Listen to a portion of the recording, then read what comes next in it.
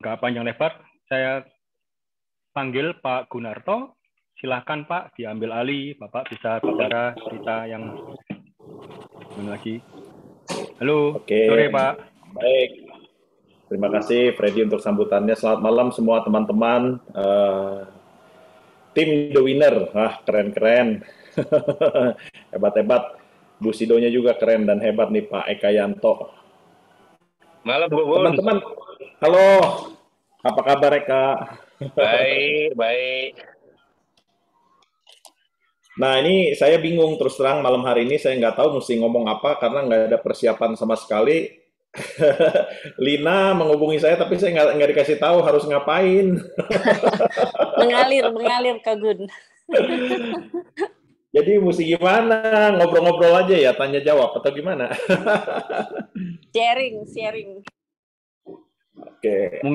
Mungkin di awal bisa menceritakan Pak dari AFC gimana awalnya sehingga mungkin sampai detik seperti ini kan, karena banyak dari kita yang masih baru ini mereka kan masih mungkin ada sedikit yang ragu. Ini apa betul AFC ini bisa jadi luar biasa? Apa betul bisa menjadi seorang samurai shogun dan sebagainya? Nah, ini kan ada salah satu bukti nih dari Pak Gunarto sendiri. Ya itu Pak, mungkin yang bisa di-sharing sama teman-teman langkahnya gimana?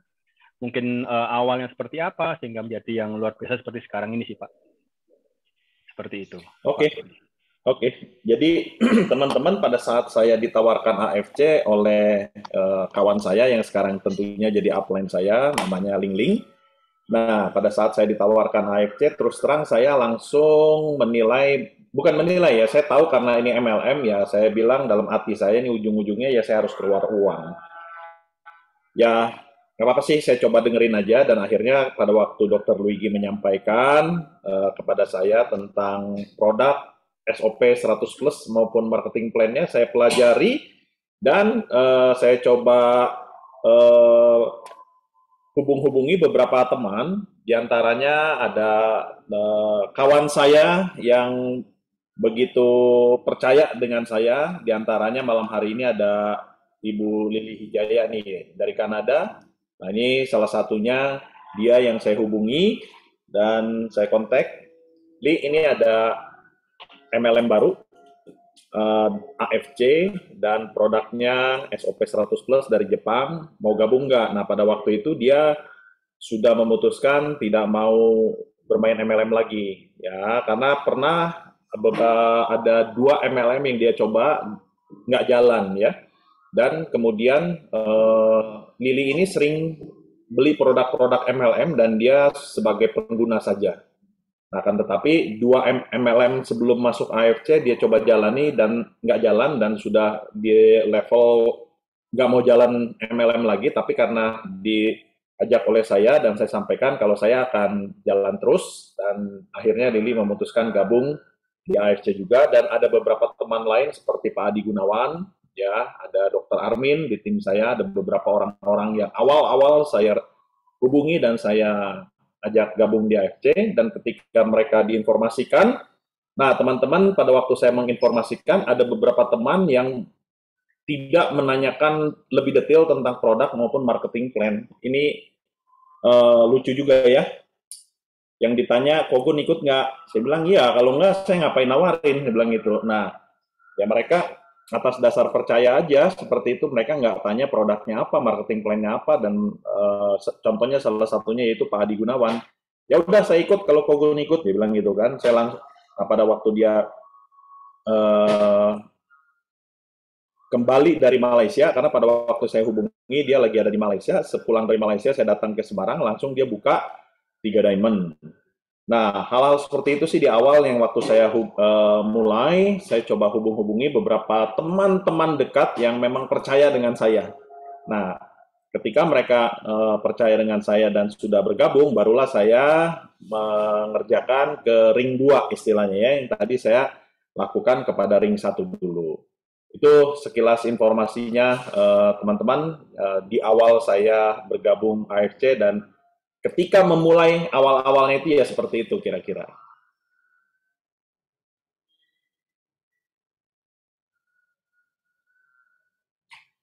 Oke. Oke, Pak. Lalu Pak Gun, mungkin Berarti kan ibaratnya ada beberapa teman-teman yang join itu justru dari segi nggak bingung sistemnya, tapi udah trust dulu dengan Pak Gun gitu ya.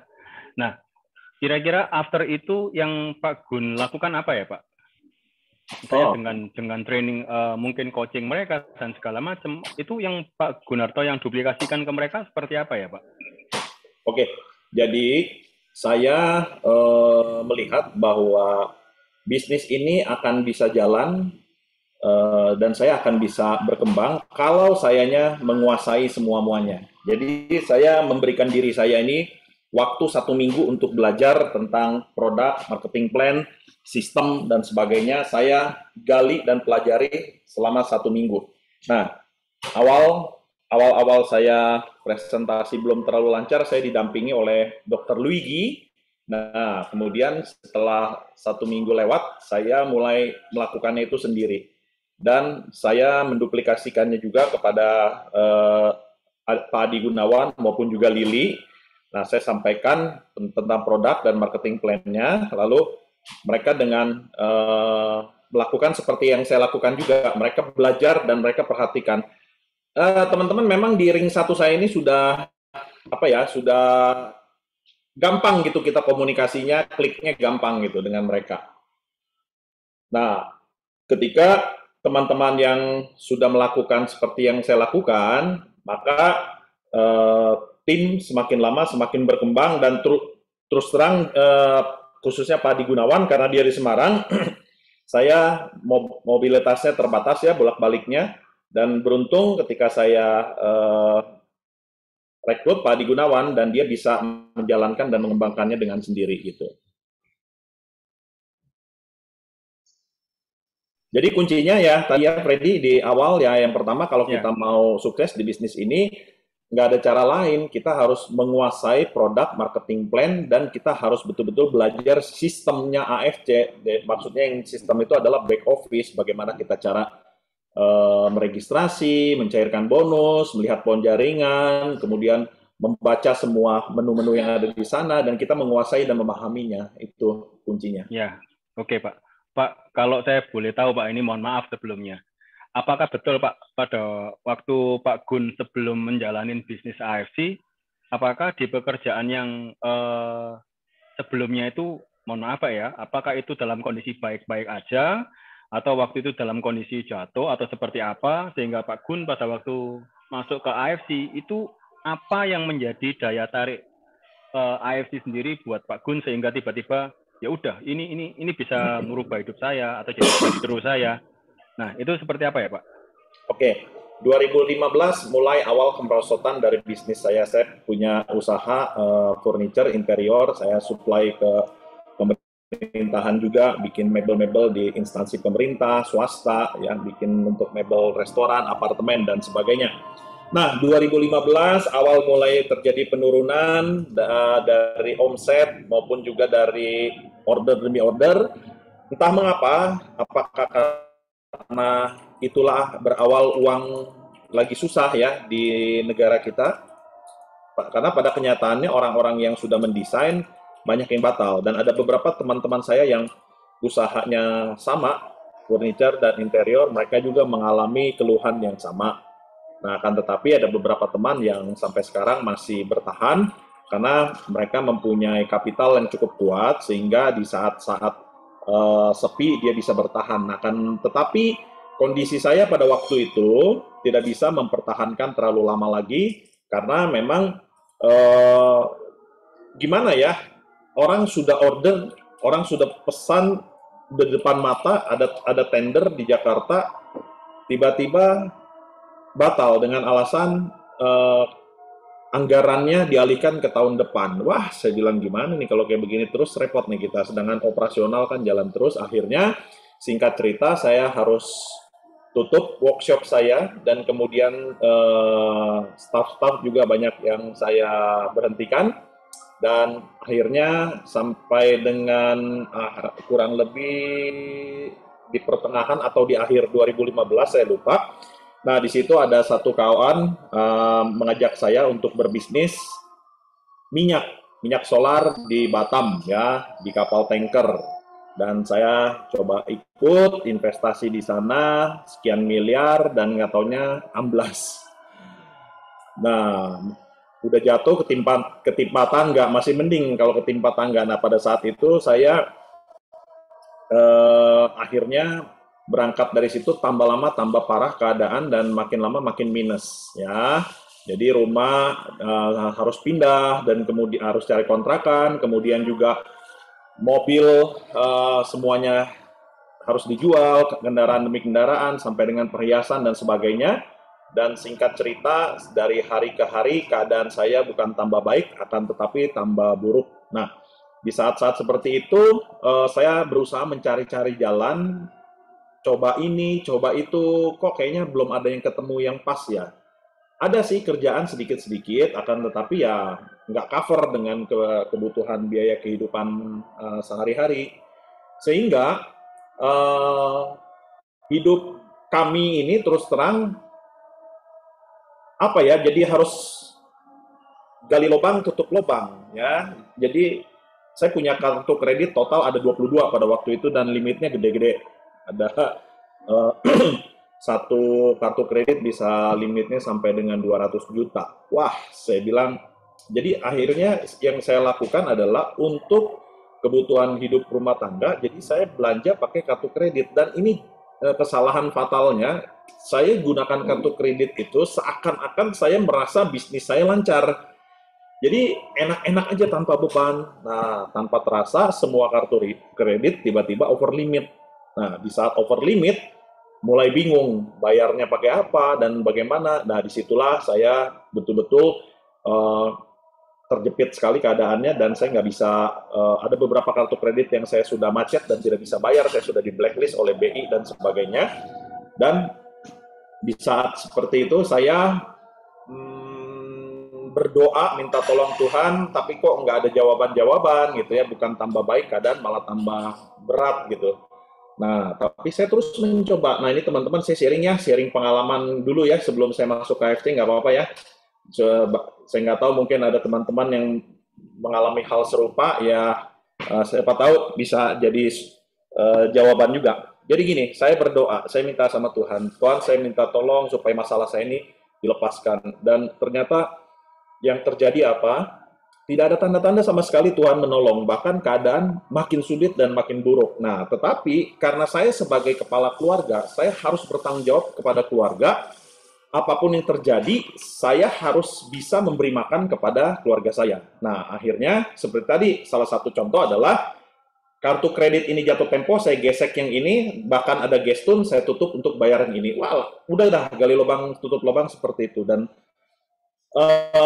sampai istri saya kan dia ada arisan juga dengan teman-temannya, dan kemudian istri saya ini jadi bendahara arisan.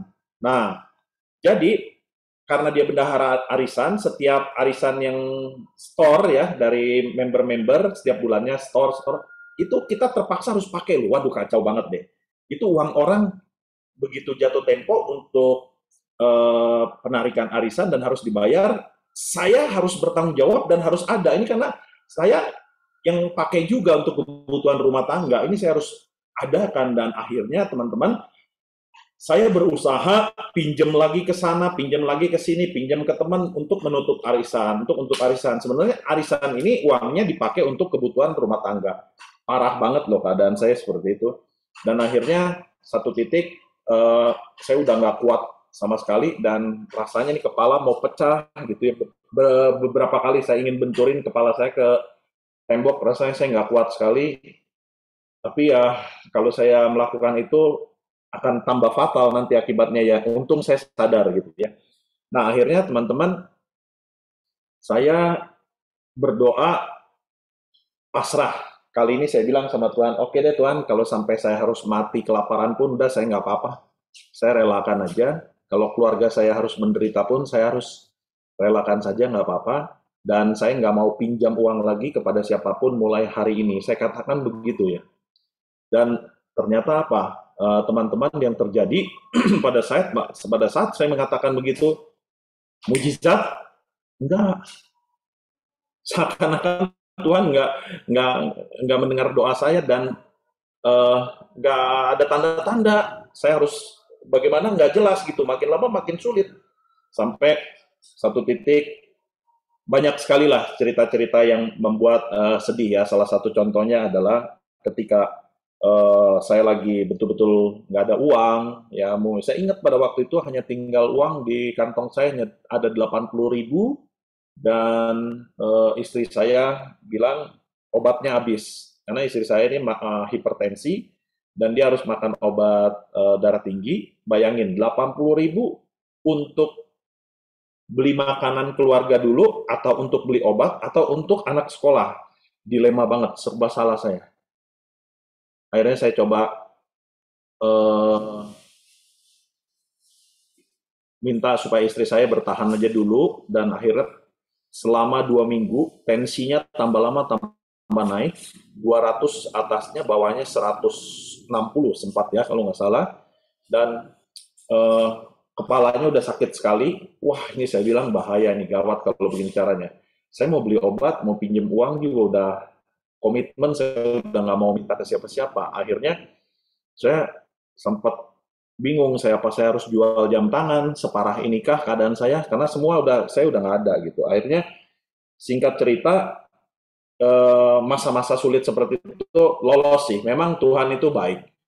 Di saat-saat benar-benar kita tidak bisa berbuat apa-apa dan benar-benar nothing sama sekali, Tuhan tolong. Ada aja sih pertolongannya ajaib, cuman pas-pasan aja, nggak dikasih lebih. Nah itulah, kalau kita lagi masa-masa di padang gurun seperti itu ya, semuanya dibuat pas-pasan gitu. Nah akhirnya singkat cerita, saya diajak masuk AFC nih, seperti yang tadi saya sampaikan oleh kawan saya namanya Ling Ling, dan pada saat dia menawarkan, saya coba pelajari, dan disitulah saya melihat bahwa ini ada harapan untuk saya. Ya, pada waktu disampaikan oleh Dr. Luigi bahwa produknya ini unik, salmon placenta ini belum pernah ada nih, unik nih dalam hati saya ya. Dan kemudian yang membuat saya semangat di situ adalah marketing plan-nya, karena bonusnya dibayar harian. Nah, di sini saya butuh banget income yang masuk harian, berapapun lah, karena benar-benar keadaan saya ini berat sekali ya. Nah, akhirnya singkat cerita, pada saat saya mau memutuskan gabung, saya nggak ada uang gitu. Nah, pada saat saya nggak ada uang, lalu saya coba nekat. Tapi saya doa sih sebelumnya. Saya bilang sama Tuhan, begini Tuhan, ini ada 3 orang terus terang yang tawarin saya. Yang satu namanya Hidayatullah, yang satu Ria, yang satu namanya Ling Ling.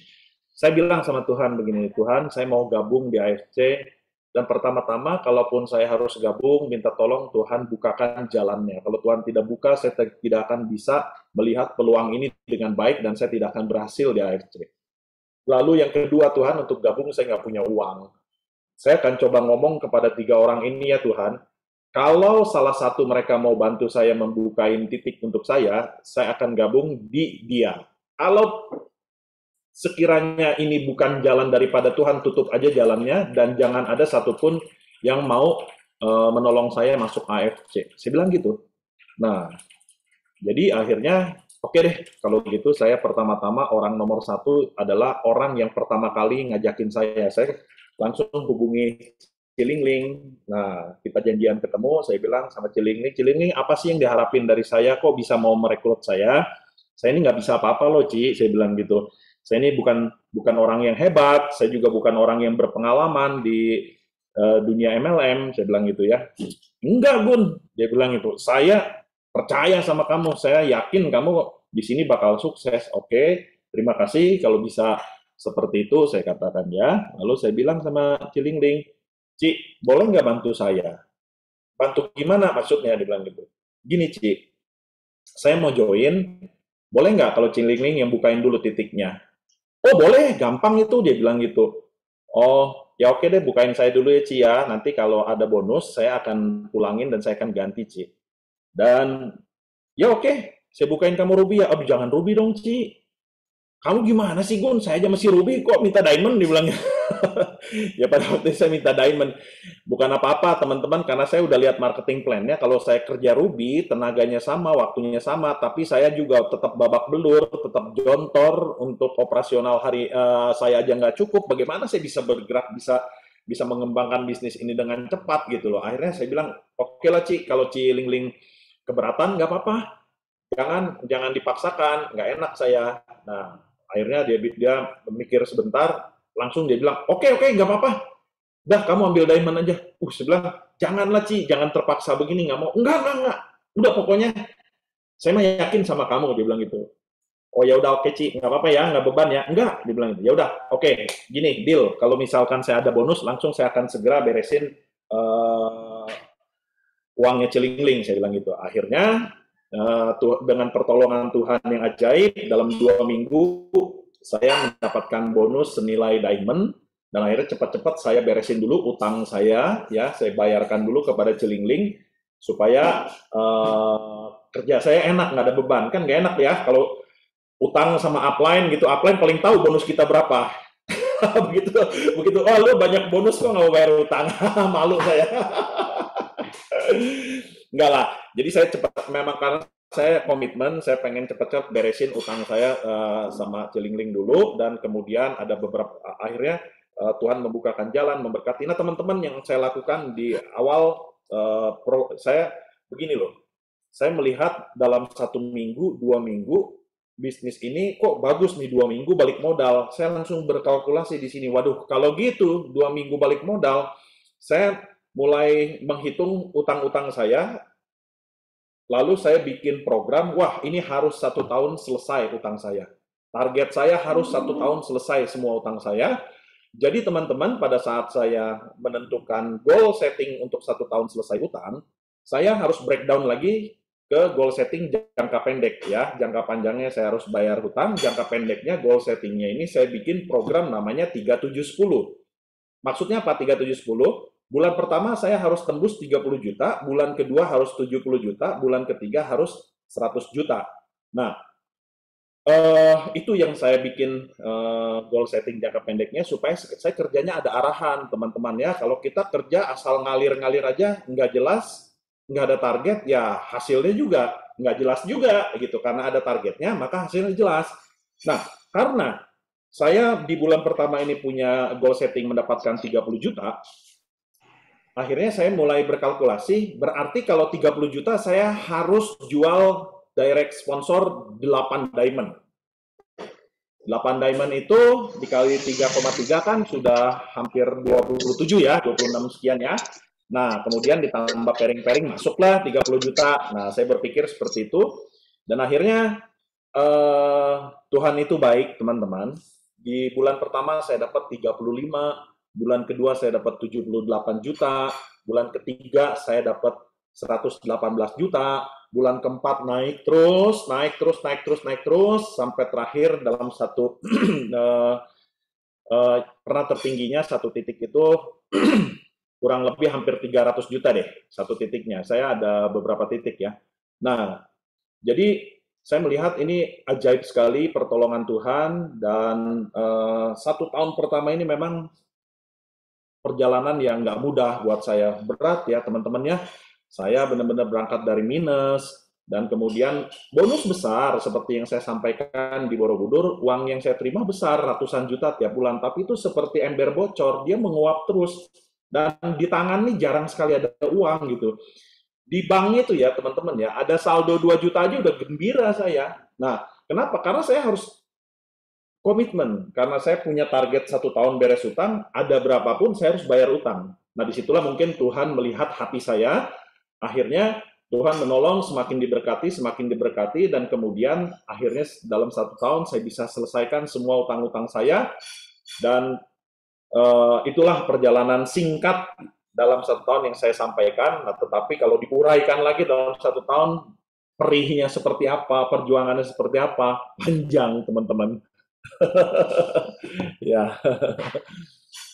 Nggak apa-apa Kukun, sharing aja Kukun. Aduh, tapi ya nggak apa-apa deh, itu masa lalu, bersyukur sekarang sudah terlewati. Tuhan baik.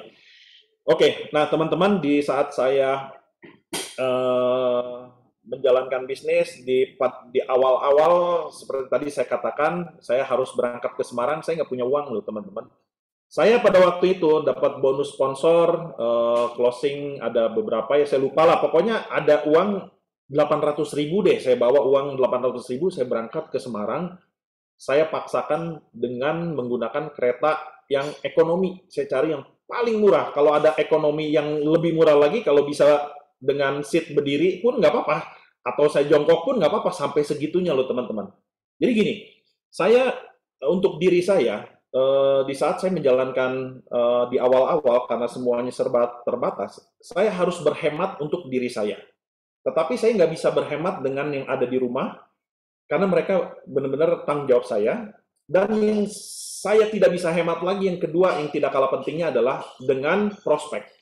Karena di saat saya mengundang prospek dan sebagainya, komitmen saya harus bayari mereka. Saya nggak mau mereka yang bayari saya. Kenapa? Karena kalau kita bilang bisnis kita ini bagus, AFC, kok untuk bayarin istilahnya untuk sekedar kopi atau teh begitu aja kok kayaknya nggak lucu banget ya, kita bilang bisnis kita bagus, hasilnya bagus ya. Oke. Jadi akhirnya saya komitmen, teman-teman, saya setiap kali melakukan perjalanan, saya selalu bawa ransel, saya selalu bawa jaket, dan kemudian saya selalu janji sama orang setengah jam di muka. Artinya kalau janji jam 2, setengah 2 saya sudah datang, dan saya bersih-bersih dulu ya, karena habis naik Gojek motor harus dirapihin dulu, saya ke kamar mandi, saya cuci muka dan nyisir dan sebagainya. Pokoknya orang nggak tahu kalau saya ini naik Gojek loh teman-teman. Jadi dikiranya saya pakai mobil aja, dan dikiranya orang nggak pernah lihat saya keadaannya susah. Bahkan teman-teman saya kaget ketika saya sampaikan seperti ini, tim saya juga ada beberapa kaget, bahkan dokter Luigi pun juga kaget dan heran, nggak nyangka gitu. Karena saya nggak mau kita berpenampilannya nggak menarik gitu teman-temannya. Kita harus benar-benar rapi dan sopan penampilan untuk prospek. Nah, di situ orang akan percaya dengan kita gitu ya. Karena kembali lagi seperti yang tadi saya sampaikan, bahwa bisnis kita ini bukan jualan produk Subarasi dan Utsukushi semata-mata, tapi bisnis kepercayaan.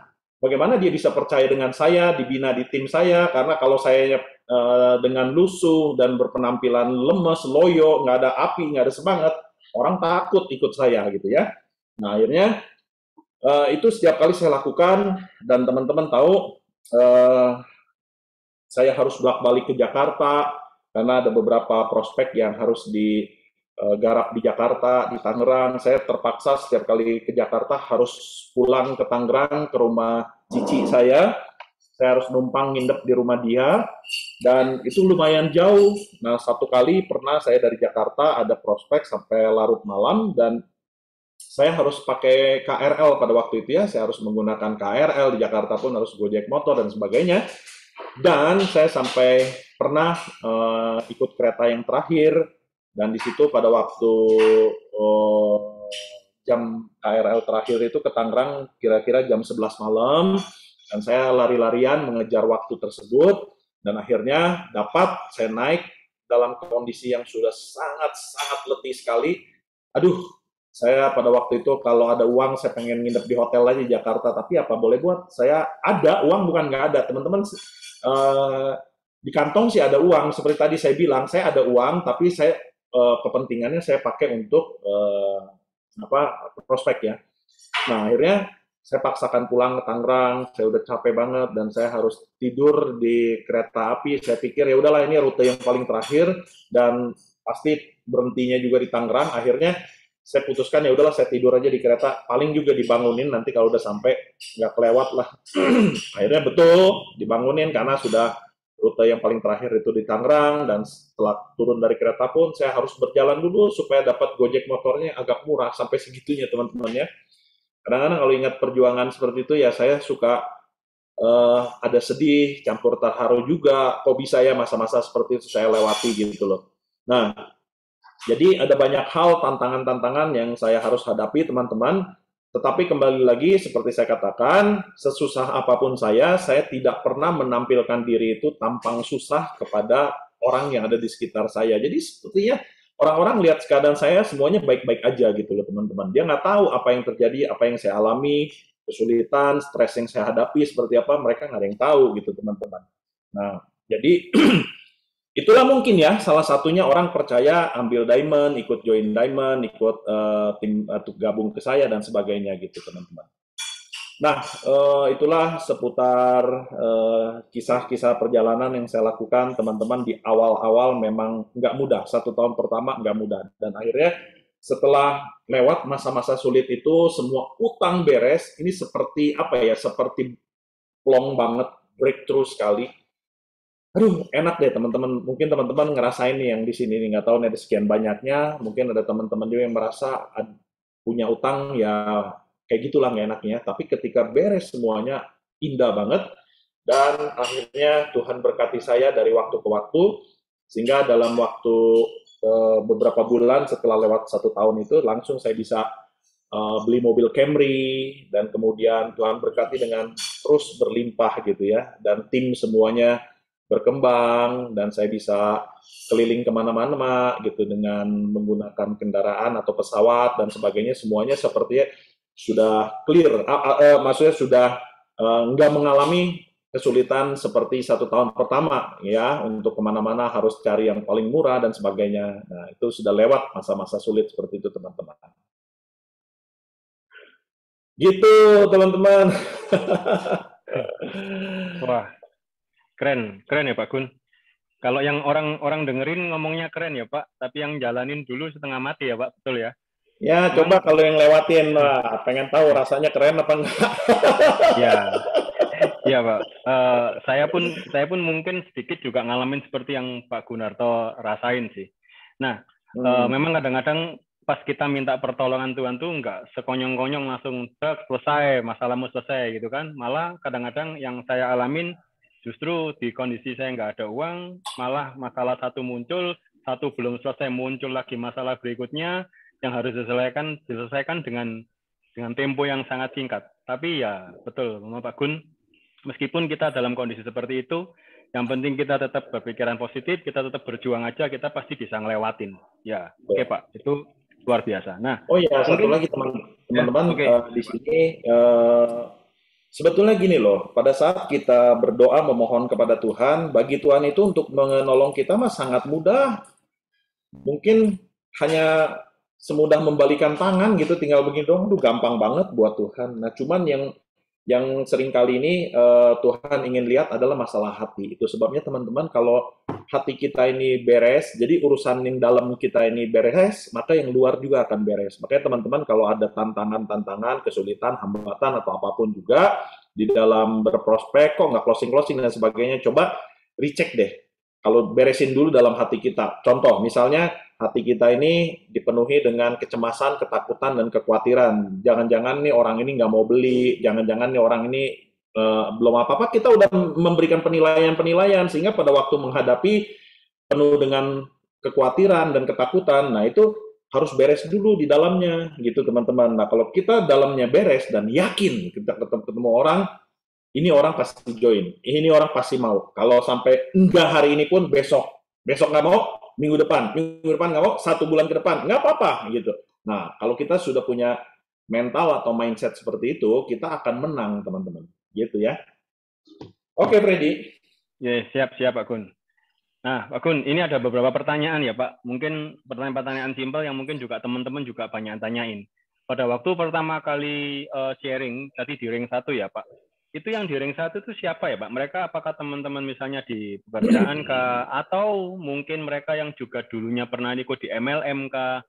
Atau seperti apa Pak? Atau mungkin Pak Gun sendiri dulunya pernah ikut di MLM lalu sekarang join lagi, atau dulunya sama sekali belum pernah ikut MLM Pak? Oke, pertanyaannya bagus. Jadi seperti yang tadi saya katakan, di saat-saat saya lagi masa-masa sulit, saya cari peluang ini itu dan belum ketemu, dan pernah ikut MLM 2 kali saya. Yang pertama perusahaan Amerika ngaku produknya wearable device ya, Halo LX kalau ada yang tahu, untuk pengecekan detak jantung dan sebagainya lah. Nah, itu MLM pertama yang saya ikuti karena saya seneng gadget, akhirnya saya mempelajari lebih dalam dan saya mempelajari sistem dan sebagainya. Saya tipenya orangnya kalau sudah terjun saya akan seriusi dengan sungguh-sungguh. Jadi saya gali dan saya perdalam dan saya benar-benar pelajari, akhirnya terkuasai. Nah, disitulah banyak saya kenal dengan teman-teman baru ya, terutama di dunia MLM. Tadinya nggak ada yang kenal saya dengan orang-orang network gitu ya. Salah satunya Pak Adi Gunawan yang sekarang menjadi downline saya ini, dia ikut juga gabung di WGN itu. Nah, teman-teman ini yang beruntung lah, ibaratnya seperti sekolah saya di WGN, dan pada saat saya menjalankan network pertama saya itu, saya kerjanya all out dengan segenap hati ya, karena ini produk wearable device, produk teknologi. Jadi ada banyak pertanyaan-pertanyaan member, keluhan-keluhan member, padahal barangnya belum tentu rusak gitu ya, tapi karena nggak bisa pakai gitu, karena barang teknologi. Akhirnya saya melayani dengan segenap hati. Saya tidak lagi memandang crossline, tidak memandang downline, siapapun saya layani karena prinsip saya kalau saya melayani semua orang, nah nanti akan tabur tuai. Kalau saya berbuat baik dengan orang, tuayan juga akan tuayan baik akan saya terima juga. Prinsip saya seperti itu, simpel aja. Dan saya nggak tahu kalau itu ternyata menyalahi aturan norma-norma MLM. Katanya kalau MLM nggak boleh cross-lining gitu ya, no cross-lining. Nah, tapi saya peduli amat lah, saya mau pokoknya prinsipnya ajaran Tuhan aja, semua juga saya kasihi aja, saya layani. Nah, akhirnya teman-teman singkat cerita MLM itu karena memang kita ini nekat, karena saya juga nggak punya pengalaman, nggak tahu apa-apa, ikut aja gitu ya. Apalagi pada waktu itu saya juga join MLM di situ, saya juga bukan karena saya yang pengen, karena koko saya yang ajak-ajak gitu masuk ke sana. Dan akhirnya MLM itu nggak ada izinnya sama sekali, apli nggak ada, kantor nggak ada, kita ini terlalu nekat gitu. Akhirnya MLM-nya bubar juga di Amerikanya, kacau ya dari manajemen dan sebagainya, dan saya akhirnya bikin pengumuman bahwa teman-teman saya tidak lagi mau menjalani WGN, akan tetapi kalau teman-teman ada kesulitan dan tantangan boleh silakan hubungi saya, kapanpun saya akan selalu bantu, saya bilang gitu. Nah, akhirnya di situ menimbulkan dan menuai banyak respon yang positif dari teman-teman downline maupun crossline. Ada beberapa teman yang katakan begini, Gun, pokoknya lu kalau MLM kemana aja, kalau pindah kemana, kabar-kabarin ya.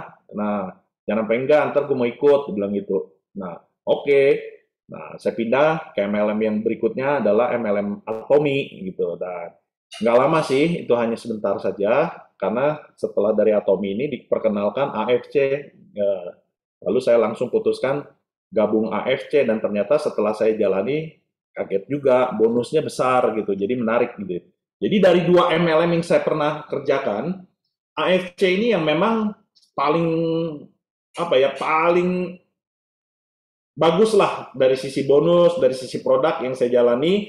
Kenapa? Karena produknya nggak capek kita, nggak banyak. Waktu itu jualannya hanya SOP 100 plus, cuma satu produk, ngomong pun nggak usah panjang lebar. Kalau produk yang lain yang sebelumnya tuh yang Atomi kan banyak banget item produknya, jadi capek ngomongnya gitu. Gitu kira-kira. Oke, Pak. Iya sih, Pak. Kalau yang di Atomi nggak salah ratusan ya, Pak, produknya. Ada sikat gigi, Ya, ada pasta gigi, ada propolis, dan kawan-kawan kan gitu. betul. Nah, Pak, terus habis itu ada pertanyaan lagi nih, Pak. Terus dari Pak Gunarto sendiri, itu sponsor pribadinya berapa ya, Pak? Dari Pak Gunarto sendiri? Sampai dengan hari ini ada 170-an ya. Wih, banyak, Pak ya? Direct sponsornya 170-an deh. 170-an. Oke. Terus, Pak, pada waktu join langsung di AFC itu, pertamanya Pak Gun ini ke produk dulu, lalu ke sistem, atau memang dari awal udah nge-build sistemnya, Pak, di awal, Pak? Dan seterusnya sekarang ini tim Pak Gunarto ini, tim ke bawah, duplikasinya ini lebih ke arah produk atau ke sistem, Pak? Oke, karena background saya dari dulu adalah bisnis ya, jadi saya nggak pernah suka berjualan barang gitu. Nah, jadi setiap kali saya ketemu prospek, saya akan selalu ajak dia bisnis. Saya jarang banget nawar-nawarin Subarashi, Utsukushi itu apa namanya gimana ya? Nggak nyaman saya jualan nawar-nawarin barang seperti itu. Saya lebih seneng ngajakin orang bisnis gitu.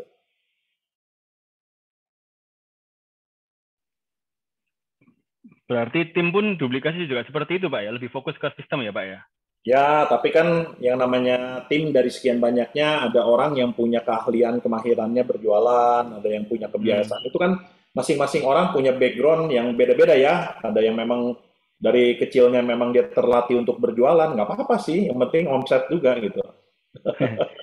Jadi tapi mereka nggak dipaksa untuk bilang, kan ada yang contoh gini Pak ya, ada yang contoh kayak, udah kalau kalian jalanin produk, kalian akan cuma segini-segini aja.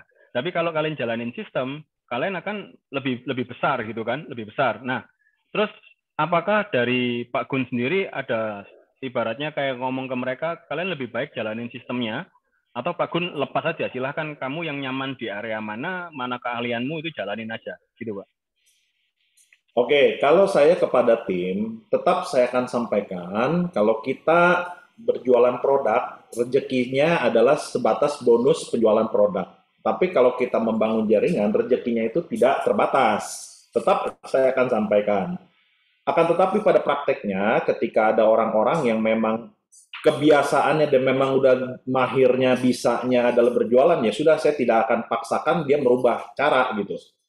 Saya ingat dari kenapa sih orang Cungko ya jago-jago main pingpongnya ya juara terus. Nah, karena si pelatihnya ini hebat. Ketika dia lihat kemahiran dia adalah jagonya backhand, dia nggak paksa latihan forehand. Backhandnya harus dilatih sampai mematikan, forehandnya dilatih secukupnya aja. Nah, itu yang mereka lakukan sehingga mereka menjadi pemenang setiap kali pertandingan pingpong. Nah, di sini saya melihat bahwa ya sudahlah kalau tim saya memang dia mahir dan ahlinya berjualan, silakan Anda berjualan, lakukan saja semaksimal mungkin karena kalau saya robah dia suruh untuk merekrut dan cari bisnis belum tentu jadi jalan nantinya. Malah nanti jadi padam kan repot juga ya gitu. Pak, kalau boleh tahu Pak, dari 170 orang yang direct itu, apa sebagian besar mereka jalan atau sekedar user Pak? Enggak dong, tetap ada lebih banyaknya user gitu ya. Oke. Yang jalan sih dari sekian banyak mungkin sekitar berapa ya? Ya kalau saya anggap rata-rata ada 40-an deh kira-kira. 40-an. Mm-mm. 70, 40. Terus Pak, kemarin Pak Gun ini joinnya di tahun berapa Pak? 2019. 2019. Nah, sambil perjalanan ke sini ya Pak, sambil perjalanan ke sini, itu apa ada kendala, misalnya, kan ada Pak ya beberapa, saya lihat dari beberapa leader-leader, itu timnya tambah lama, tambah rontok gitu ya. Tambah lama, tambah rontok. Terus dengan banyaknya yang kemarin si bot-botan itu, sehingga mereka banyak yang pindah dan segala macam. Dari tim Pak Gun sendiri, apa ada kendala di area situ Pak? Nah, dari tim saya yang main forex, yang main trading ada, cuman nggak banyak. Dan kemudian yang main robot sampai akhirnya ngajak-ngajakin bawa-bawa downline, nggak pernah denger sih terjadi ada di tim saya itu nggak pernah denger saya. Artinya entah itu ada atau enggak saya nggak tahu gitu. Nah, akan tetapi yang namanya tantangan, lucunya nih, uniknya nih AFC global ya. Kalau kita lagi rame-rame ikut semuanya naik. Kalau lagi turun juga ikut semuanya. Dia bilang unik juga nih AFC, seru juga ya. Jadi nggak ada satu tim yang lagi melonjak naik tiba-tiba yang lain pada ambruk gitu kan, nggak begitu. Kalau turun diturun gitu, kompak banget. Kalau naik naik bareng-bareng. Ini Pak, ada pertanyaan juga. Kemarin pada waktu join ke Toreda dalam waktu berapa lama? Terus habis itu dari Toreda ke misalnya ke Samurai juga dalam berapa lama sampai ke Shogun ini Pak?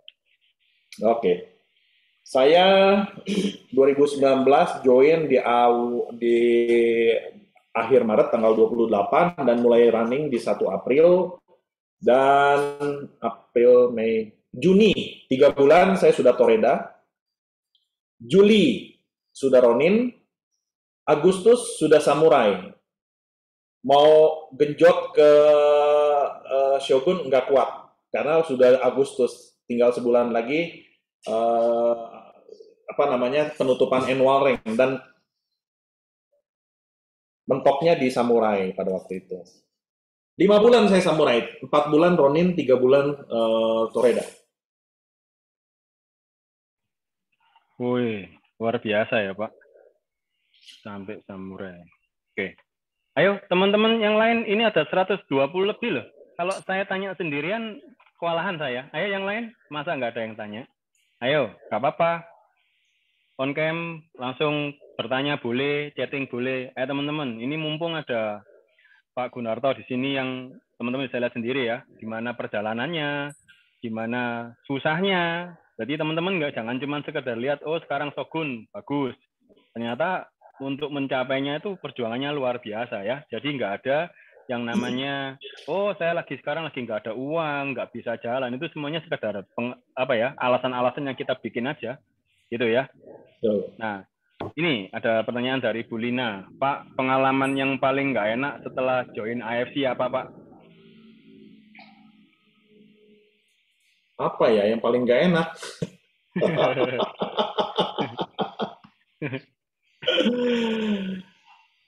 Kalau pairing kurang ya Pak? Bingung saya kalau ditanya apa yang paling nggak enak, sebab di AFC ini enak banget semuanya. Oke. Oh ya,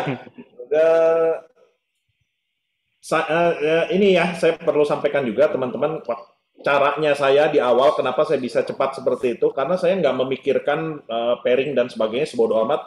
Di 3 bulan pertama itu saya banyak direct sponsor. Nah saya kejar direct sponsor dan akhirnya dalam 3 bulan terbentuk jaringan. Dan disitulah jaringan juga jalan, running, terduplikasi, makanya bisa tembus Toreda dalam 3 bulan. Nah, awal saya join AFC, 8 hari doang loh, bonusnya kosong. Jadi artinya dalam 30 hari, hanya 8 hari yang kosong.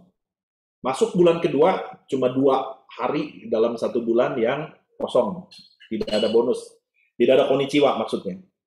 Nah, masuk bulan ketiga sampai hari ini nggak pernah dalam 1 hari ada kosong. Nah, jadi saya melihat bahwa pertumbuhan jaringan ya cukup sehat. Artinya tim bergerak. Kalau saya fokus berjualan nggak akan bisa seperti ini gitu ya. Banyak zone-nya pasti. Oke Pak, ini ada pertanyaan dari teman-teman juga Pak.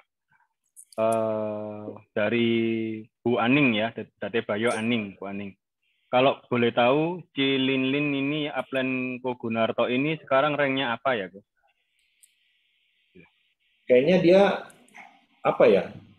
Mungkin Toreda kali ya, nggak tahu deh dia Toreda atau nggak.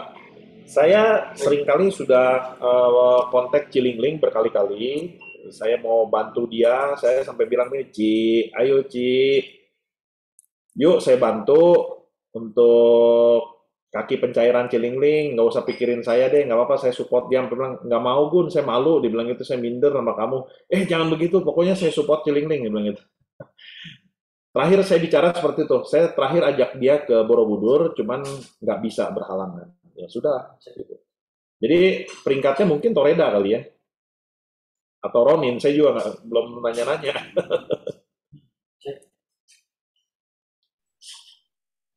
Terus ini ada pertanyaan lagi. Pak, apakah pernah presentasi seperti di arisan atau di acara-acara tertentu? Dan apakah itu efektif dari Pak Benny? Oh, saya kalau diundang presentasi di arisan, biasanya sih nggak mau. Karena yang namanya arisan dia lagi happy dengan agendanya, tiba-tiba masuk kita nanti jadi ilfeel dan kita tuh tidak akan dihargai di sana. Nah, ketika kita masuk tidak dihargai ya gimana ya? Jadi kita juga nggak enak gitu. Prinsipnya jangan mengganggu acara orang deh. Entah itu dia lagi ulang tahun, acara keluarga, arisan, atau lagi ada rapat apa, tiba-tiba kita masuk, saya nggak mau. Nah, jadi biasanya sih kita minta waktu yang bersangkutan, misalkan contoh nih, ada kelompok arisan. Nah, di situ salah satu pemimpin di kelompok arisannya yang menyampaikan kepada teman-teman arisan bahwa nanti kita akan ada pertemuan lagi, kumpul dengan teman-teman arisan, kita akan dengarkan informasi dari AFC. Nah, biasanya seperti itu saya lakukannya. Harus disetting khusus ya untuk dengarkan informasi tentang AFC. Jangan tiba-tiba nimbrung di acara orang. Oke, jadi nggak asal tabrak ya Pak? Nggak asal tabrak, begitu ada waktu langsung masuk gitu ya? Iya, Oke. nah kita aja kalau lagi ada acara, tiba-tiba ada orang nawarin produk, kira-kira enak nggak Iya, dibetuin? nggak nyaman, iya. Nggak nyaman lah, jangan ya. So, nah, pertanyaan berikutnya, ini presentasi sudah. Dari tahu ini Pak atau Bu, Amar namanya ya. Saran atau teknik untuk menciptakan gulungan calon member baru seperti apa ya Pak?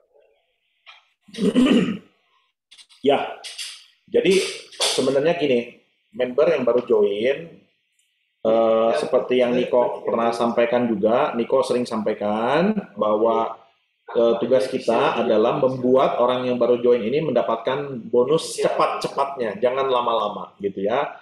Begitu dia join, kalau besok atau lusa atau 3 hari kemudian dia sudah dapat bonus dan kemudian kita dampingi lagi, dapat bonus lagi, maka dia akan bertahan di bisnis ini dan dia akan serius menjalani bisnis ini gitu. Jangan membiarkan orang gabung berlarut-larut tanpa bonus gitu.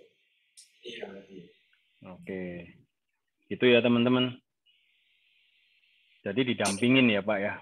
Ya, makanya itu yang tadi saya sampaikan di awal. Kunci bisnis ini kalau mau berhasil, kitanya harus fasih, harus mahir, harus menguasai. Nah, ketika kita menguasai kan kita bisa terjun mendampingi gitu. Oke, siap Pak.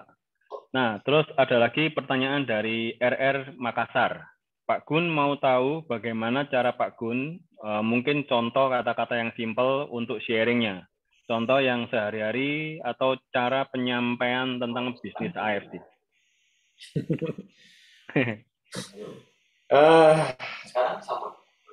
Gimana ya menyampaikannya ya? Jadi setiap keadaan kan kita beda-beda. Kondisi dan audiens, orang yang akan kita rekrut, beda-beda. Kepada ibu rumah tangga tentu kita ngomongnya lain, kepada anak mahasiswa ngomongnya lain, kepada pengusaha lain, dengan pejabat lain gitu ya. Nah, saya ambil contoh dari sisi mana nih? Dari pengusaha aja deh. Ya, pengusaha misal Pak. Oke, kalau ketemu teman pengusaha, biasanya saya ajak dia ngobrol bisnis gitu. Bro, gimana bisnis lancar gitu kan? Nah, pasti kan semua orang biasanya dalam kondisi seperti sekarang ini akan mengatakan lagi nggak bagus gitu ya. Oke, sama saya juga, sama nih kita juga berat nih, bisnis konvensional berat sekali deh. Mebel gua aja sampai sekarang ini workshopnya udah nggak bisa dipertahankan. Ya, nasib kalau nggak ketemu bisnis yang sekarang gua garap, nggak tahu nasib gua seperti apa. Emang lu ngerjain apa? Gitu biasanya. Biasanya kalau teman pengusaha dan memang kenal dan teman, nah kita bisa seperti itu sih gitu. Nah, disitulah baru kita menyampaikan ya ini tentang AFC gitu. Simple ya teman-teman ya. Oke. Jadi cara masuknya pun beda-beda ya Pak. Kita nggak beda-beda. Ya, jadi soalnya memang kalau dari segi kita presentasi kan, kalau menurut dari Pak Gunarto tadi nggak kita pukul rata caranya seperti ini ke semua orang gitu ya. Jadi pendekatan-pendekatannya pun penting banget ya Pak di awal ya. Iya, betul. Makanya seringkali saya kepada teman-teman di tim juga saya ilustrasikan seperti ini. Kita ini seperti belajar kungfu. Jurus-jurus kita harus kuasai semuanya, kita harus menguasai sampai level dari sabuk putih sampai ban hitam dan benar-benar sampai jadi master gitu. Sehingga ketika kita berhadapan dengan musuh, kita nggak habis tenaga karena kita sudah expert, jadi kita bisa tahu orang ini dilumpuhkannya dengan berapa kali pukulan atau berapa kali tendangan cukup gitu. Nah, beda ya kalau orang yang nggak punya ilmu bela diri, lihat aja cara berantemnya, wah, pukul sembarangan, habis tenaga, kena juga enggak gitu kan. Tapi kalau yang jago bela diri, dia santai, gerakannya sedikit tapi mematikan. Kira-kira gambarannya seperti itu. Jadi expert lah, belajarlah, gali lah tentang AFC sedalam-dalamnya. Ketika berhadapan dengan orang, jangan semuanya dikeluarin, bikin malah jadi mundur orang. Yang perlu-perlu aja gitu. Ya, ya Pak. Oke. Nah, ada pertanyaan berikut Pak. Dari Mia. Oh, ini tadi sudah dijawab ya Bu Mia. Tadi dari 170 member, berapa yang aktif? Tadi Pak Gun udah jawab, kurang lebih 40-an orang. Terus pertanyaan dari Bu Sri Wahyuni. Pak Gun, saya ikutin sosial media Bapak. Melakukan belusukan untuk jalanin AFC. Itu apakah Bapak lakukan sendiri atau itu untuk membantu tim, Pak? Dua-duanya, Bu. Ada yang saya memang prospek sampai dengan hari ini, saya tetap cari prospek, saya direct sponsor terus loh. Saya menyempatkan setiap kesempatan dalam 1 bulan ini, saya harus punya direct sponsor baru gitu. Karena biar bagaimanapun juga ketika kita punya tim baru, kita akan punya gairah yang baru, semangat yang baru gitu ya, ada target yang baru. Nah, ini akan menjadi segar di bisnis ini gitu ya. Bantu tim? Iya. 90% waktu saya ini sekarang udah lebih banyak bantu tim. 10%-nya dalam 1 bulan saya harus ada perekrutan baru. Itu yang belusukan yang dimaksud ya Bu Sri ya. Oke. Berarti tetap new blood-nya tetap ada ya Pak ya? Nggak cuma sekedar building tim yang lalu kita sekedar rekrutin tim-tim kita, enggak ya Pak? Itu tetap sponsor tetap berjalan ya? Iya, betul. Direct sponsor tetap harus berjalan. Oke. Terus dari Ibu Nisa, Pak, tiap hari plan-nya harus prospek berapa orang ya Pak? Kalau sekarang sih yang seperti tadi saya katakan, targetnya ya 10% waktu saya ini untuk direct sponsor pribadi, sisanya bantu tim. Nah, setiap hari saya harus cari agenda untuk tim mana, saya akan susun. Jadi satu persatu kita atur ya, terjadwal gitu. Oke. Pak Gun, kalau boleh tahu juga Pak, misalnya tadi kan Pak Gun bilang sampai sekarang masih dampingin tim ya. Kriterianya Pak Gun, misalnya ada tim yang udah benar-benar udah oke, itu tetap Pak Gun lepas atau tetap sampai sekarang pun mereka kalau misal butuh bantuan tetap Pak Gun handle? Bantu, tetap bantu kalau butuh bantuan. Tapi biasanya kalau sudah bisa jalan sendiri, mereka akan mandiri dan minta bantuannya itu hanya sekali-sekali saja, nggak setiap saat. Nah, justru yang baru gabung ini, yang seperti tadi saya bilang, jangan dilepasin, itu harus kita bantu supaya dia make money. Ketika dia make money dan bisa mandiri, baru pelan-pelan kita lepasin dia, kita sentuh yang lain, nah tapi tetap ada komunikasi gitu. Oke.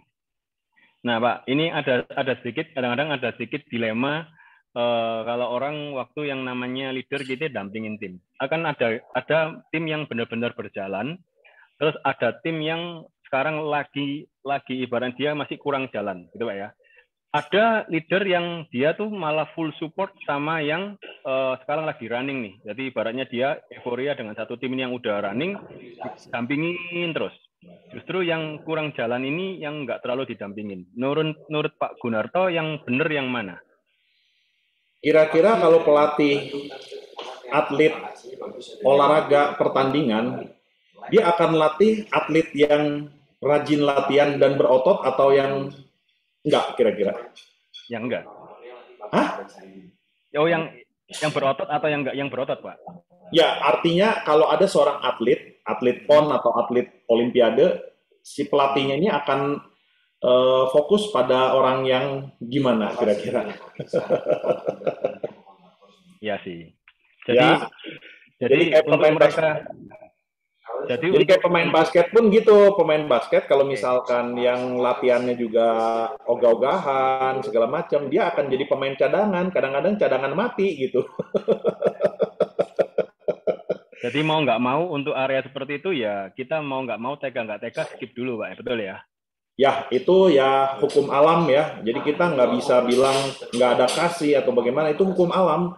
Karena biar bagaimanapun juga, kalau orang yang lagi membara, kita langsung dampingi, itu akan peluangnya besar untuk dia berhasil gitu. Kalau yang udah mati gitu, kita berusaha hidupkan, ya kalau kita lagi ada waktu sih boleh. Tapi kalau lagi sama-sama sibuk, ya kita pilih yang lagi jalan lah gitu.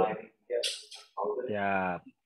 Terus ada lagi Pak pertanyaan dari Bu Eci Sundari.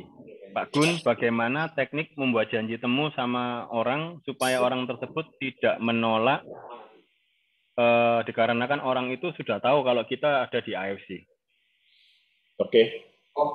Contoh aja ya, ini tadi ada orang the stranger, orang yang nggak dikenal, dia karena lihat status saya di FB dan dia tanya-tanya bisnisnya apa, dia langsung tembak MLM ya. Saya bilang iya, betul MLM gitu.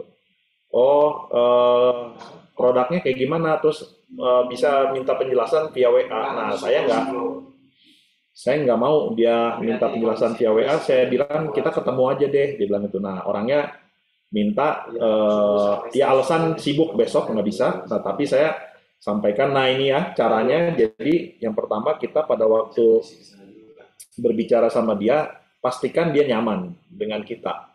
Nyaman tuh dalam arti kata, karena dia udah tahu nih, ini bisnis MLM.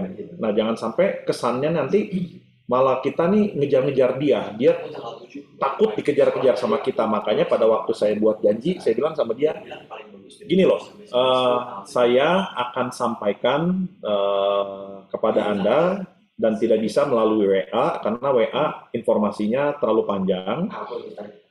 Nyaman aja, enjoy aja, Anda tidak harus gabung dan tidak perlu juga khawatir untuk saya nge-push Anda untuk gabung di sini. Enjoy. Anda nggak usah nggak nyaman, nggak usah ikut gitu. Yang penting saya menyampaikan, dan kemudian pada saat saya menyampaikan, ketika Anda tidak seret dan tidak berminat, nggak apa-apa, jangan menjadi beban, nanti akan dikejar-kejar saya. Saya nggak akan begitu, saya orangnya nggak begitu, saya nggak akan kejar-kejar Anda. Prinsipnya bagi saya, pertemanan lebih penting dari sebuah bisnis. Saya bisa kenal Anda aja sudah luar biasa itu. Nah, hal-hal seperti itulah yang membuat dia memutuskan, ya oke deh. Nah, jadi buat orang itu nyaman kalau ketemu kita. Jangan sampai ntar dia malah ketakutan karena udah tahu ini bisnis MLM, dan biasanya orang MLM itu paling sadis ya, memburunya, dikejar-kejar terus orang. Karena di sini tertarik atau enggak tergantung cara Anda sih pada waktu menyampaikannya, pada waktu berceritanya gitu ya. Ya. Kalau dia sudah tertarik dan memang uangnya ada, nggak usah dikejar-kejar pun dia akan join. Betul. Menjawab ya Bu. Jadi kita begitu orang sudah tahu, jangan terlalu, kadang-kadang kita yang banyak tuh nafsu. Begitu tahu, ini AFC langsung hajar, jelasin produk, sistem. Nah itu orang jadi keder, jadi bikin nyaman dulu. Jawab ya Bu. Oke, terus habis itu dari Pak Purwono, Pak pada awal-awal rekrut ditemani Pak Gun atau langsung jalan sendiri? Tadi sudah dijawab Pak ya, tadi ditemani, awal-awal ditemani dulu. Lalu dari Pak Al-Mahdi, Pak Gun sponsor langsung Pak Gun umumnya pengusaha atau ada yang mahasiswa? Terus kalau mahasiswa bagaimana triknya Pak? Tadi udah dijelasin sih, tapi kalau Pak Gun mau menjawab lagi boleh Pak. Ya, kompleks. Jadi direct sponsor saya ini mulai dari yang orang sederhana sampai orang-orang yang pengusaha, dokter, artis, ada juga di sini. Jadi kompleks ya yang direct sponsor saya ini. Lalu kalau untuk mahasiswa gimana meyakinkannya? Ya mahasiswa mah dikasih pengarahan bahwa setelah lulus kuliah mau kerja di mana dan Anda udah siap belum gitu untuk berkarir gitu. Nah, kalau misalnya dia belum siap untuk berkarir, ya kita kasih tahu lah, di sinilah boleh dicoba untuk mengembangkan karir Anda gitu kan. Sekarang cari kerja nggak gampang, tamat kuliah susah loh cari kerja gitu kan. Betul. Oke. Kalau anak kuliah mah diajak bisnis ya, jangan ditawarin produk. Iya, mental, Pak. Iya, iya. Oke, terus habis itu pertanyaan dari Bu Yulia. Pak Gun, bagaimana menurut Bapak menyingkapi member-member yang tidak mau bergerak? Ya sudah, Tinggal. jangan kita gini loh. Kita kalau sudah memang tahu nggak bisa bergerak, jangan dipaksakan suruh orang bergerak. Satu, nanti dia malah sebel sama kita juga. Jadinya tadinya hubungan kita baik, jadi nggak baik. Karena setiap kali ketemu maunya nge-push aja gitu kan. Jadi dia nggak nyaman ketemu kita. Jangan buat seperti itu ya. Terus kemudian dia nggak jalannya itu karena apa juga kita harus tahu. Mungkin timingnya untuk dia melaksanakan bisnis ini dia belum ada waktu atau keadaannya lagi gimana. Nggak apa-apa. Tunggu momen yang tepat aja, tapi jangan fokus terus sama dia. Nanti akhirnya kita gara-gara dia kita ikut padam loh apinya. Gitu. Siap, Pak. Cari yang baru, makanya direct sponsor itu penting. Ya, Pak. Terus Bu Lina, Rekrutmen. kalau dulu awal-awal join, sehari prospek kurang lebih berapa orang, Pak? Itu pertanyaan pertama. Terus yang kedua, kalau pengusaha diajak bergabung, apa mereka nggak berpikiran ini kenapa kok MLM, masa diajak main MLM? Bagaimana menghadapi persepsi seperti itu?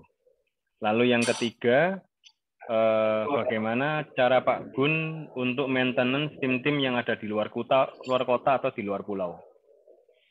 Itu, Pak. Di awal prospeknya berapa?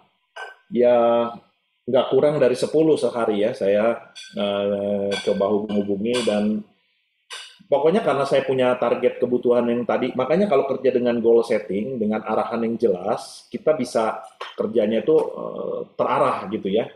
Nah, oke, saya ulang lagi deh. Karena saya butuh 30 juta di bulan pertama, maka yang saya harus lakukan apa? 8 diamond itu kita bisa dapat 30 juta dari bonus sponsor dan pairingnya. Lalu dari 8 diamond, kita breakdown lagi, berarti 1 minggu cukup 2 diamond loh closing. Susah nggak? Enggak, gampang banget kalau dikerjain. Yang jadi susah itu kalau nggak dikerjain gitu.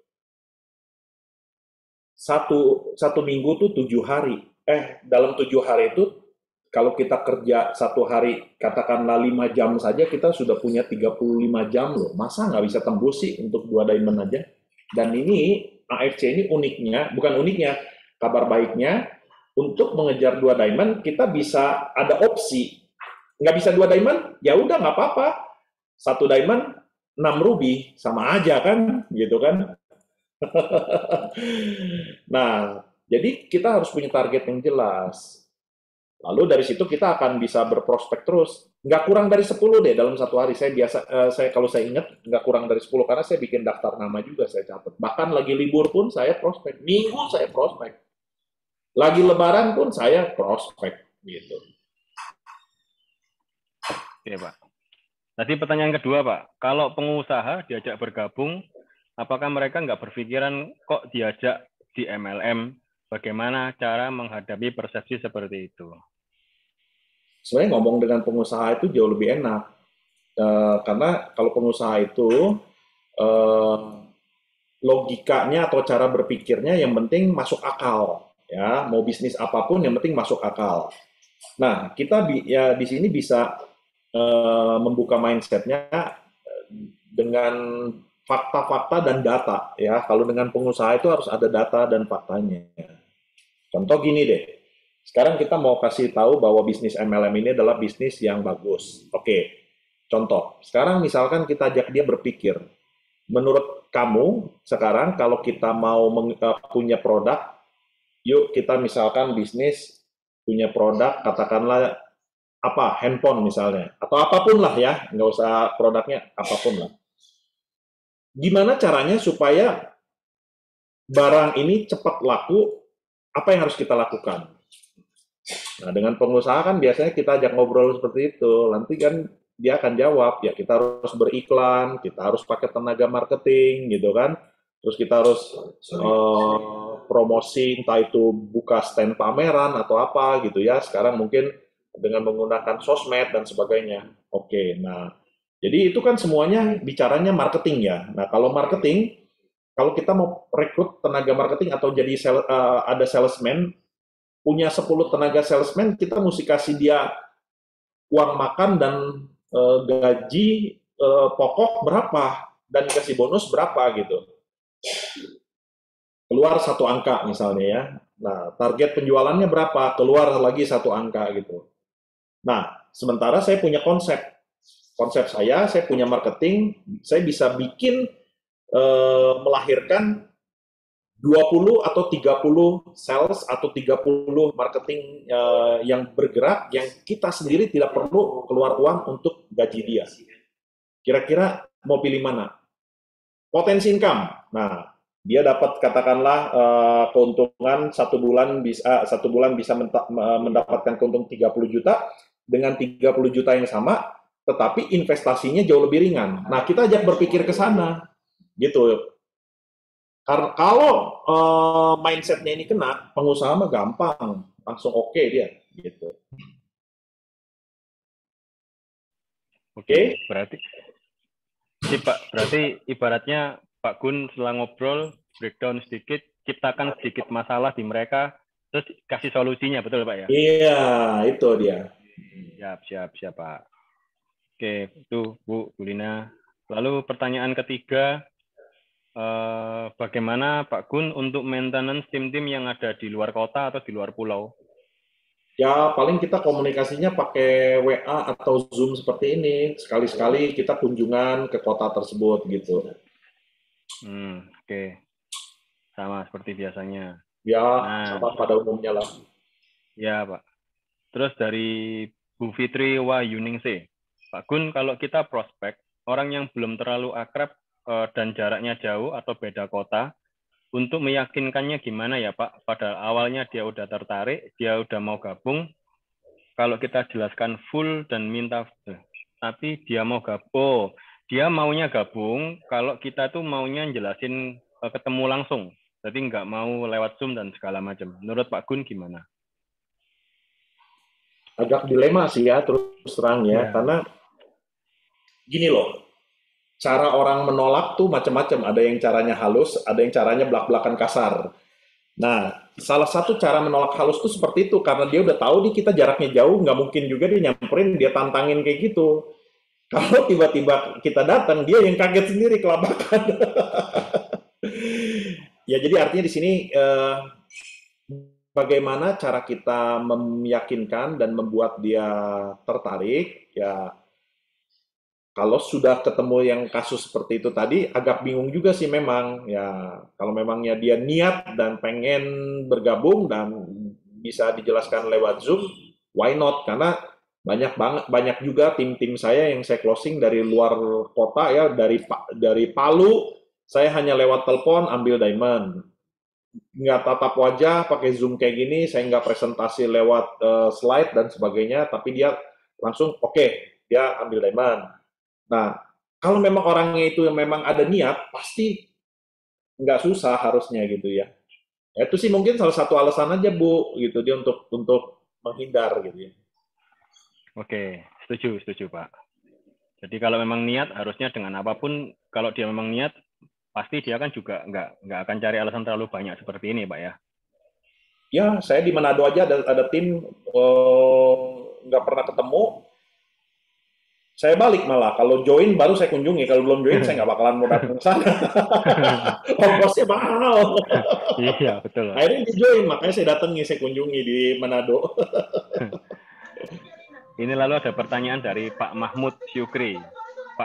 Pak Gun, kondisi teman atau calon prospek saya kebetulan lebih banyak di luar jangkauan kalau ketemu langsung, sehingga dia nggak mau harus online atau via telepon. Gimana Pak tipsnya supaya calon saya bisa closing untuk saat ini kemungkinannya tuh di atas 70% selalu gagal. Ini Oke, Pak, beda kota atau satu kota, Pak? beda kota ini Pak.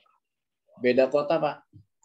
Kalau beda kota nih kita agak sulit ya untuk ini ya apa namanya untuk mensiasatinya karena orangnya mintanya ketemu langsung soalnya gitu kan dia nggak mau lewat Zoom dan sebagainya. Satu-satunya jalan ya kita harus meluangkan waktu mengunjungi Pak. Kalau kotanya misalkan nggak terlalu jauh, misalkan dari Bandung ke Cirebon atau ke Jakarta, datangi Pak.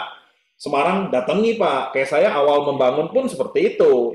Ke Semarang saya berangkat, ke Jakarta, bolak-balik terus saya. Ya memang seperti itulah Pak. Bisnis ini kita memang kuatnya di offline ya daripada di online. Oke. Menjawab Pak. Oke ya. Terus ada pertanyaan dari Pak Gunawan. Pak, kalau tidak ada yang mendampingi karena upline saya sudah nggak aktif lagi, gimana ya Pak Gun? Upline-nya atasnya lagi dong, kan ada Pak Eka Yanto. Nah, ya nggak?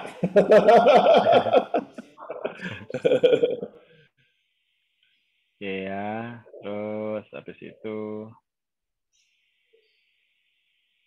dari Bu Aning. Pak Gun, jika member yang tidak mau gerak, kalau kita nggak push buat gerak, tapi cuman sharing link Zoom seperti ini aja, apa bisa buat BT member ya Pak?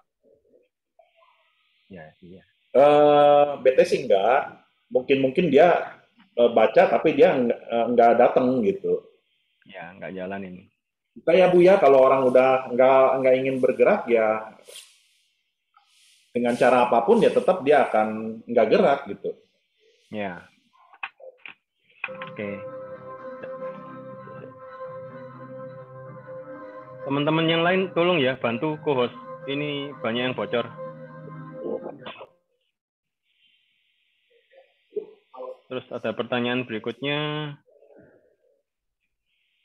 Oh, ini dari Bu Siti Hawa.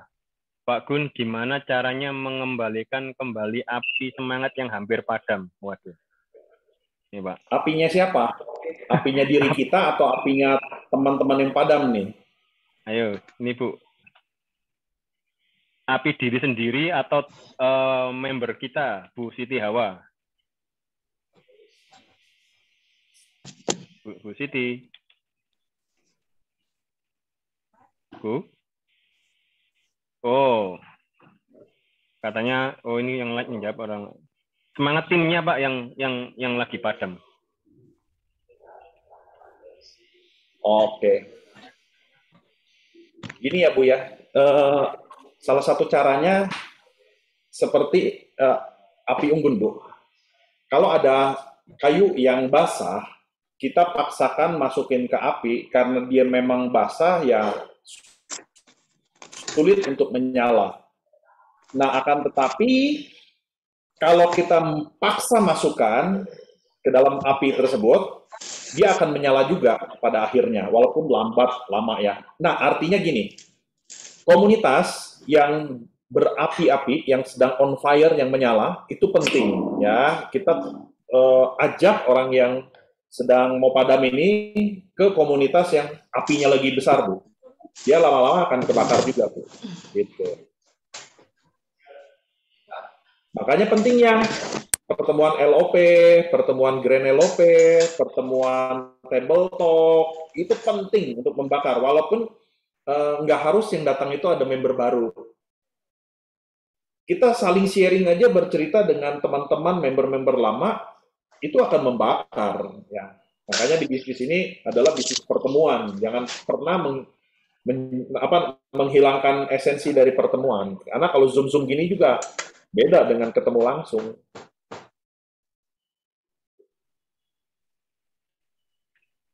Menjawab Bu Siti.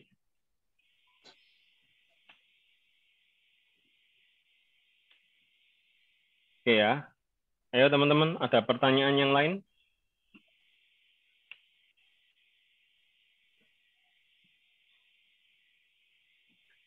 Berarti sampai sekarang masih, apalagi PPKM kayak gini, masih sering Zoom dengan tim ya Pak ya, untuk maintenance mereka ya Pak, betul ya? Ya, ya, tapi saya lebih banyak terjun lapangan gitu. Oh oke. Meskipun Karena kondisi gini Pak. belakangan ini sejak PPKM-nya longgar ya, saya lebih banyak turun lapangan daripada Zoom. Ya lebih Pun powerful kalau ya ada Pak ya. permintaan aja sih, saya nggak pernah bikin training atau nggak pernah bikin acara LOP pakai Zoom, nggak. Saya langsung turun lapangan, keliling saya. Oke.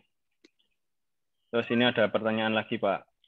Pak Gun, sekarang kan kalau dari Pak Budi Setia, sekarang kalau prospek orang kan lebih suka, lebih untuk membuka mindset orang tersebut ya Pak, untuk awal-awal jadi member. Apakah kalau prospek juga bawa produk dan kertas untuk coret-coret marketing plan? Boleh, siap-siap sih boleh, cuman lihat situasinya, apakah perlu dikeluarin atau enggak, gitu, lihat sikonnya. Saya kalau sampai sekarang, saya setiap kali belusukan, saya selalu bawa barang di mobil, tapi saya nggak turunin dulu, gitu loh. Nah, kenapa? Pada saat dia menyatakan tertarik, buru-buru saya sodorin barangnya, supaya langsung closing on the spot. Jangan ditunda besok lagi, kalau orang udah pengen join, jangan lama-lama. Nah, biasanya kalau kita bawa barang, dia akan lebih oke gitu, lebih langsung. Ya udah, nggak apa-apa, saya join sekarang gitu. Bagus, bawa barang, Budi. Ya, mumpung emosinya udah di atas, Pak ya. Jadi jangan sampai, Ya, betul ya. Nah, betul, terus betul. ada pertanyaan berikut, Pak, dari Date Bayo juga. Pak Gun, tadi downline-nya yang latar belakangnya bervariasi. Salah satunya yaitu dokter. Kalau boleh tahu, Pak, waktu di prospek itu lewat bisnis atau ke produknya? Dua-duanya, dua-duanya dong. Kalau dokter kan pertama-tama kita sampaikan produknya, kemudian setelah produknya disampaikan, ya dok ini ada hitungan keuntungannya juga loh dok yang kita bisa bagi-bagi. Ya gitulah intinya. Karena dokter pun ditawari oleh sales obat, apa rep dari pabrik-pabrik obat ya, sales obat ya, bicaranya komisinya berapa buat dokter gitu kan. Sama ini juga, nggak ada bonusnya, dokter mana mau. Dokter juga dikejar target. Oke, itu Bu. Oh, ya ini ya. Mau menjawab? Itu ya. Jadi dua-duanya yang dijelasin, nggak cuma sekedar produk. Itu ya. Ada pertanyaan lagi, teman-teman? Bu Lina, Ko Eka, apa ada pertanyaan? Bro Amar, teknik closing yang paling jitu, Pak. Tadi udah dijelasin sih, Pak. Tapi kalau Pak Gun, silakan, Pak. Closing yang paling gitu ya, kita harus bisa menemukan apa ya, menemukan titik di mana dia bisa memutuskan untuk join gitu. Artinya gini, kebutuhan dia apa, needs-nya apa. Nah, kita harus bisa kenanya itunya dulu, Pak, gitu. Contoh gini deh, misalkan orang ini nggak tertarik bisnis, nggak tertarik produk. Ayo, mesti gimana kalau begitu? Ini pernah terjadi loh saya. Uang dia nggak perlu, uang udah banyak. Produk boro-boro, nggak mau makan. Dia merasa dirinya sehat. Nah, jadi saya masuk ke sisi yang lain. Kalau orang udah punya uang dan orang udah merasa sehat, pasti dia ada satu lah. Dia paling nggak dia pengen hidupnya ini bermanfaat buat orang lain. Jadi sisi sosialnya yang kita masuk, kena gitu.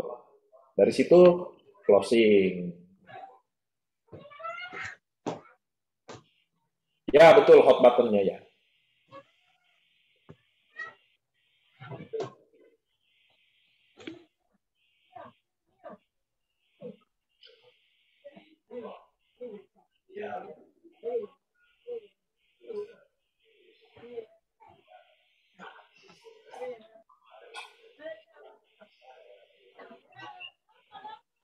Freddy di mute ya? Oh, maaf Pak. Ada pertanyaan lain? Teman-teman, tadi sudah dijawab ya. Jadi kita mesti tahu hot button-nya. Jadi nggak asal cuman sekedar produk atau kita melulu jelasin uangnya dan lain-lain. Tapi karena memang ada, saya sendiri pun pernah ngalamin pengusaha besar Jakarta, uang melimpah, sehat. Ya, ternyata setelah saya sharingin Tante bisa jadi berkat loh buat orang lain. Mungkin di sekitar Tante ada yang membutuhkan dan bla bla bla. Itu betul loh. Itu bisa closing loh. Betul sekali. Ada tahu hot button-nya. Jadi nggak asal kita jelasin produk atau sistem. Ayo teman-teman. Ada pertanyaan lain?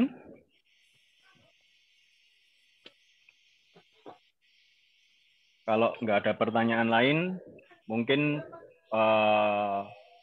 Pak Gun bisa kasih masukan ke teman-teman semua yang ada di sini. Oh ini nih ada pertanyaan lagi. Oke, silakan Bu.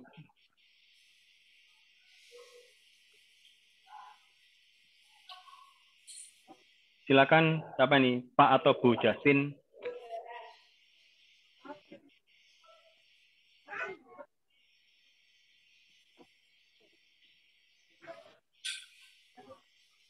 Pak, saya mau tanya, Pak.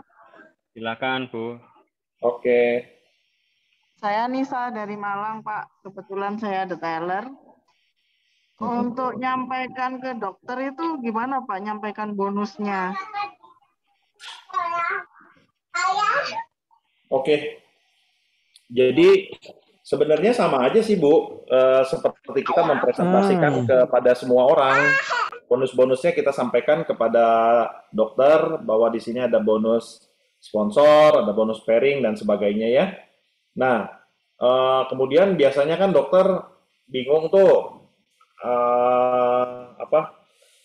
ribet gitu ya kalau untuk dia dibikin sistem MLM kayak gini. Nah, kita kasih solusi, dokter ini aja supaya dokter nggak pusing. Siapa orang yang bisa dokter percayakan, entah itu istri dokter, entah itu perawat yang ada di sini, bukain titik lah dok di bawah dokter, nanti dia handle, nanti kalau ada transaksi, barang ambil dari dia, terus dokter tinggal buka resep aja. Nah, gitu aja paling solusinya, kasih tahu dia. Nanti dokter tinggal lihat bonusnya di sistem gitu. Kalau gitu biasanya diserahkan ke kita-kita ini, Pak. Soalnya dokter itu maunya beres aja, nggak Ya, full service gitu kan sama detailer itu. nggak apa-apa. Kalau memangnya bisa dikerjain, ya lebih enak lagi. Nah, nanti kita ini aja open sama dia bahwa memang transaksi bonus sponsor ya kita masukin di kaki dia, kemudian pairing juga kita kasih tahu, ini loh dok, di screenshot nih, sekarang bonusnya ada segini, mau cairin atau enggak, gitu aja Bu, gitu. Oke Pak, makasih Pak. Sama-sama. Mau tanya, Kak Gun. Silakan, silakan Pak. Malam. Iya, mau tanya malam. Ya. Ini Pak, mau tanya kan ajak untuk bergabung, banyak bertanya, aduh mahal banget produknya, gitu. Itu gimana jawabnya? Oke Pak, dia paling banyak mereka mentoknya di situ, biayanya kok mahal amat gitu. Oke, pertama-tama alasan dia ingin bergabung itu karena apa Pak masalahnya Pak? Apa karena dia pengen bisnisnya atau ada produknya yang dia perlu gitu loh Pak? Produknya. Oke, nah ini paling banyak sih memang kalau misalkan kendala di lapangan, orang butuh produk, ya contoh dia ada keluhan misalnya sakit diabetes ya, dia tahu bahwa produk Subarasi ini bagus dan dia harus konsumsi rutin, tapi kalau setiap bulan harus keluar 3,5 juta karena 2 box 1 bulan ya kebutuhannya, itu berat gitu buat dia. Nah, makanya Pak, kita kasih solusi sama dia Pak. Kita bilang, Bapak atau Ibu kalau keluar 3,5 tiap bulan, berasa banget loh Pak gitu. Nah, mau nggak saya bantu Bapak supaya Bapak bisa dapat produk ini setiap bulan minimal 2 box gratis loh Pak, supaya Bapak bisa konsumsi. Nah, gimana caranya, Pak? Dia bilang gitu ya. Nah, nanti dia akan tanya, Pak Edi gimana caranya? Nah, gini Pak, Bapak undang aja orang-orang yang ada di sekitar Bapak, nanti misalnya nih ya, besok atau lusa kita ketemu, kumpulin 2 atau 3 orang atau 5 orang. Nah, nanti saya datang, udah tugas Bapak ngundang aja, nanti saya akan bantu menjelaskan tentang AFC ini. Nah, kalau mereka closing, Bapak kan dapat bonus. Nah, nanti dari bonusnya itu bisa redeem, setiap bulan Bapak bisa konsumsi gratis. Gitu aja, Pak, solusinya. Oh gitu. Makasih banyak Pak. Sama-sama, Gun Pak. Sama-sama, Pak. masukannya.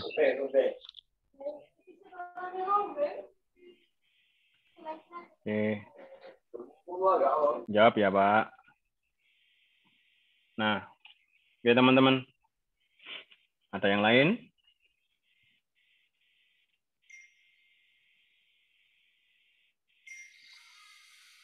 Sudah, ada pertanyaan ya? Kalau ada pertanyaan, ya Pak Gun. Oh iya Pak, masukan, Pak. sebentar Pak. Sebentar Oke, Pak. Ya, silakan Pak. Itu ada yang nanya kenapa nggak bisa pakai BPJS gitu. Hah? Bisa nggak pakai BPJS, bayarnya pakai BPJS? Kan bertanya gitu, bisa nggak? Nggak bisa ya, Pak? Ya itu. Ya, karena kerjasama. Ya, karena BPJS kan itu saya nggak tahu ya mekanismenya seperti apa dengan BPJS, tapi dengan asuransi lain pun juga nggak bisa ya klaim belanja produk kita gini ya, kecuali dia Nggak bisa. Belinya dari rumah sakit gitu atau dari apotek gitu ya. Kita nggak bisa Pak, karena kita nggak ada gitu link dengan BPJS. Oke, baik Pak Gun. Makasih ya Pak. Sama-sama Pak. Ya, meskipun di asuransi pun nggak bisa Pak, karena kita kan tergolong di suplemen atau vitamin. Itu yang nggak di-cover oleh asuransi. Oke, baik. Ya, terima kasih Pak. Ya Pak. Sama-sama Pak. Malam. Ya. Oke Pak Gun, ini mungkin pertanyaan teman-teman udah luar biasa, sudah banyak banget. Dan terima kasih udah jawab semuanya. Nah, sekarang mungkin Pak Gun bisa kasih motivasi nih Pak, buat teman-teman semuanya yang ada sekarang ikut Zoom ini, supaya mereka tetap fight, meskipun kondisi sekarang lagi down.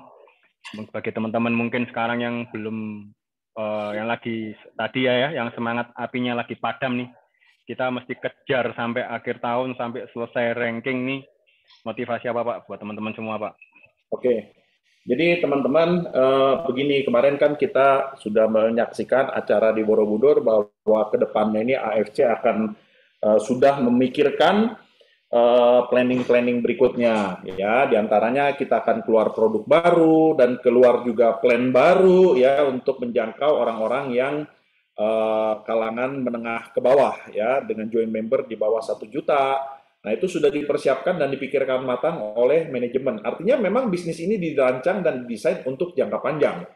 Nah, itulah yang membuat kita ini optimis bahwa ini bisnis akan panjang. Nah, kalau bisnis ini akan panjang, kenapa kita nggak dari sekarang persiapkan untuk masa depan yang akan panjang ini, gitu loh. Karena sampai sejauh ini, teman-teman boleh perhatikan deh, bisnis apa sih yang berbau kesehatan ini bangkrut gitu ya. Belum pernah kan kita melihat ada laboratorium tutup, belum pernah kita lihat apotek tutup, sekalipun ada apotek tutup, bukan karena obat-obatan yang nggak laku, karena salah manajemen aja pengelolaan keuangannya, itu hanya 1-2 orang aja, 1-2 apotek. Nah, jadi artinya bisnis ini akan bagus ke depannya. Jadi teman-teman beruntung yang sudah bergabung, yang sudah ada di sini. Mungkin teman-teman yang masih belum memulai untuk menjalankannya, saat ini adalah timing yang tepat untuk Anda mulai bergerak ya, teman-teman ya. Oke, itu aja sih tips dari saya. Saya kembalikan kepada Freddy, silakan. Ya Pak, terima kasih banyak Pak, terima kasih. Kita malam ini banyak sekali masukan-masukan yang sempat saya catat-catat juga. Jadi buat teman-teman ya, mungkin ada beberapa dari teman-teman juga yang berpikiran kita di AFC itu yang join mesti pengusaha, mesti yang bekas orang MLM dan lain-lain. Terus yang nggak ada modal itu juga susah. Tapi malam ini Pak Gun sudah cerita awalnya seperti apa, bukan dari awal yang berkelimpahan, justru dari kondisi minus, tapi beliaunya apa yang bikin beliau berhasil, yaitu dari why-nya kuat banget untuk di keluarga, dan juga planningnya tadi tahu sendiri ya, ada goal setting buat diri sendiri, jangka pendek, jangka panjang, dan itu benar-benar dilakukan ya. Terus juga kunci dari beliau juga kita mesti berpikiran positif, jangan jadi kalau ibaratnya kayak dukun ya, wah ini susah closing ini, oh ini nggak mungkin closing nih, itu dihilangkan semuanya, kita berpikiran positif, maju aja, karena kita niatnya juga sharing baik kok buat orang-orang ya. Dan juga teman-teman yang perlu dilakukan apa? Belajar. Jadi jangan cuman sekedar hajar, ini bagus, terus habis itu tahu AFC bagus, langsung jalan. Jangan teman-teman ya, belajar dulu. Karena kita kalau nggak punya ilmunya, kayak Pak Gun tadi cerita, ibarat orang kungfu itu belum tahu jurus-jurusnya, kita udah mau tarung nih, maka mukulnya pun akan sembarangan ya. Nah, itu salah satu kiat-kiat juga yang saya tulis ya. Itu teman-teman. Mungkin malam ini sampai di sini dulu.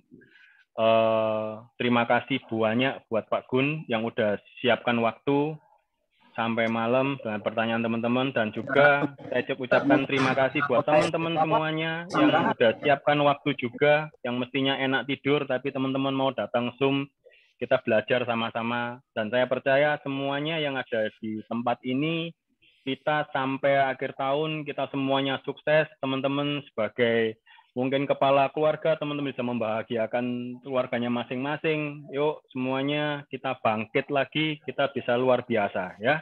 Yakin teman-teman ya?